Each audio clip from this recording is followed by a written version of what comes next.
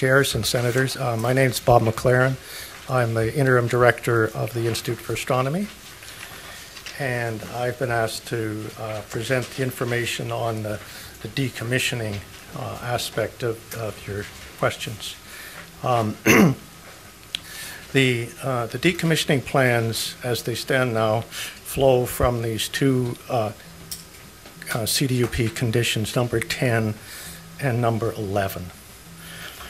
So as you pointed out, number 10 says the university will decommission 3 telescopes permanently as soon as reasonably possible, and no new observatories will be constructed on those sites. The university has identified the 3 telescopes that will be decommissioned. These are mitigation requirements for the 30-meter telescope. And those 3 are the Caltech submillimeter observatory and 2 UH-owned telescopes, one called Hokukea and one called Euclid. What would be the other 2 as per condition 11? Condition 11, the time scale there is a little longer, Senator. Those are ones that have to be decommissioned in connection with the mitigation, but by 2033, and those are the VLBA antenna and one further one which we have not identified yet. It'll be one or other, probably one or other of the remaining submillimeter telescopes, but we're not in a position to identify specifically that one at this point. Of the 3 telescopes you described that need to be decommissioned, as soon as possible, Hokukea, Euclid, and the Caltech? Yes, that's correct. Who is paying for that decommissioning? In the case of Caltech, they own it, they're paying for it. Okay? In the case of the 2 that UH own, UH is paying for it. How much is that going to cost? Euclid is the one that I know best. We got, at the time that the university assumed ownership of it from the original owners, United Kingdom, we got a couple estimates, somewhere around $2.5 million. Which funds where the UK gave the university to be held sort of in escrow against the eventual cost of decommissioning. Is that to restore the site completely, meaning removing the concrete substructure and any tanks, storage tanks? Is that complete restoration, or is that just partial? That is an aspect that is determined during the decommissioning process. But if I had to speculate, I'd say since this is on the summit ridge, the answer is probably yes. Site restoration is relatively simple in the case of Euclid because it's the top, it's a cinder cone, and it doesn't have, it wouldn't take too much work to restore it to as close as you can get to the original appearance. There are photographs that show what it looked like originally. Okay, so just so I'm clear, the costs associated with decommissioning Euclid Hokukea will come from the University of Hawaii's budget? It'll come from the university funds, but not necessarily allocated funds because as I mentioned, we have the $2.5 million that we got from the United Kingdom at the time that the ownership transferred. Do you think the university will have to ask the legislature for funding to decommission? I don't think so, no. But we can see. I don't know. Not certainly, I wouldn't think so for Euclid. But it remains to be seen. I mean, we got what we thought were reasonable estimates of the cost at the time we took the telescope over from the UK. So the $2.5 million cost, is that for one or both telescopes? That's for Euclid. It's for one? Yeah. So when was that cost estimate done? Cost estimate was done about 3 years ago, 2014, 2015. Well, about 2015, 4 years ago. Well, yeah, I'm sure it's not the same cost estimate. But when is the, as soon as reasonably possible, what does that mean to you?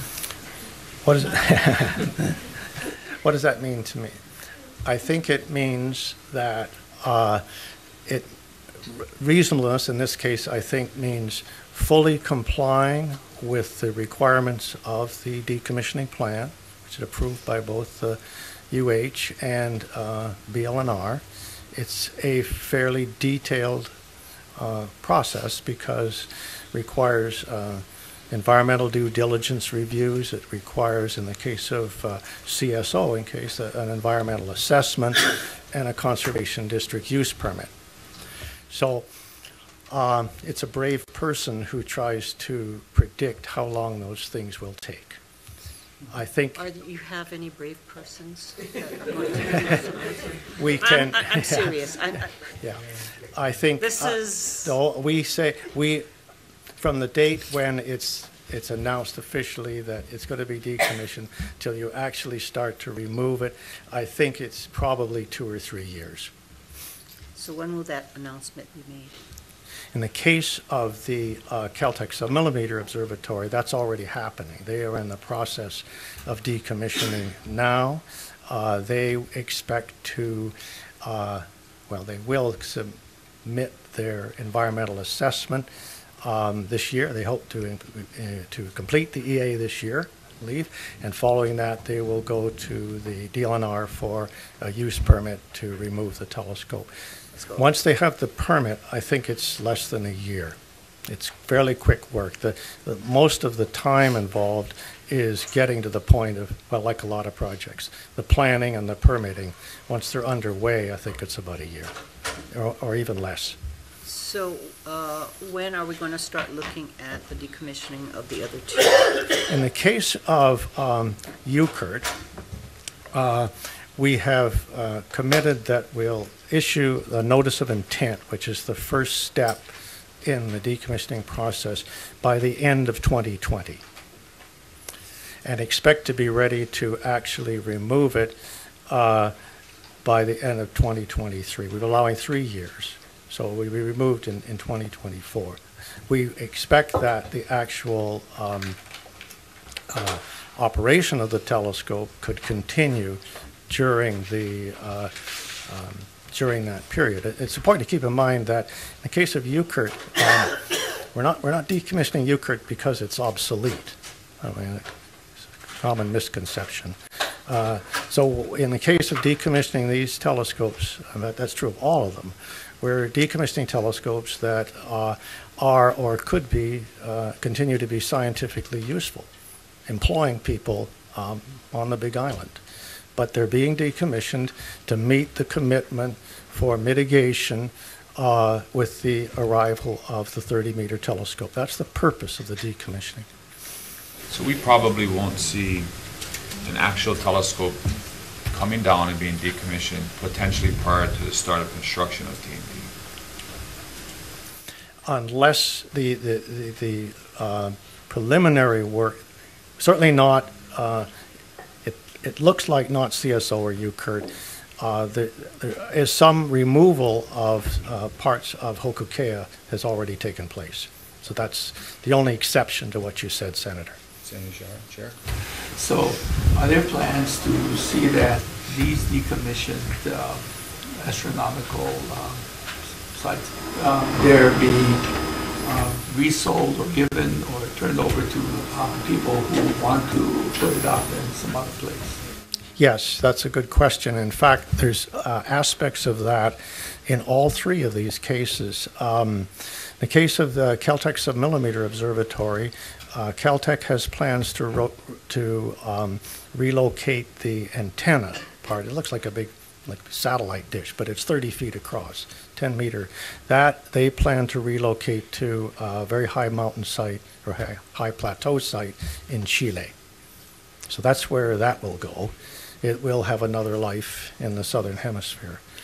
In the case of Euclid, we are currently using part of Euclid observing time in collaboration with the U.S. Naval Observatory to do a sky survey.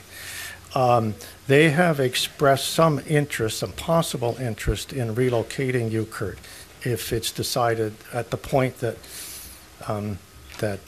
we will decommission it. So sort of they're saying, check with us first. And in fact, we've asked them to be a little bit more definitive on that and to let us know within a couple of years whether they're serious about that. So they might have an interest in relocating that to Lowell Observatory, Flagstaff in Arizona. And Ho'okea is kind of a special case in a way because the current telescope there is not functioning.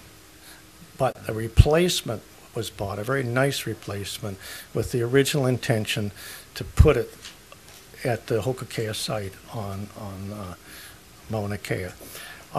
Now the plan is to find another site that's not on the summit where it can function and serve its purpose. So in that case, it will not find essentially a new home, but rather a home that wasn't the one or a site that was originally intended.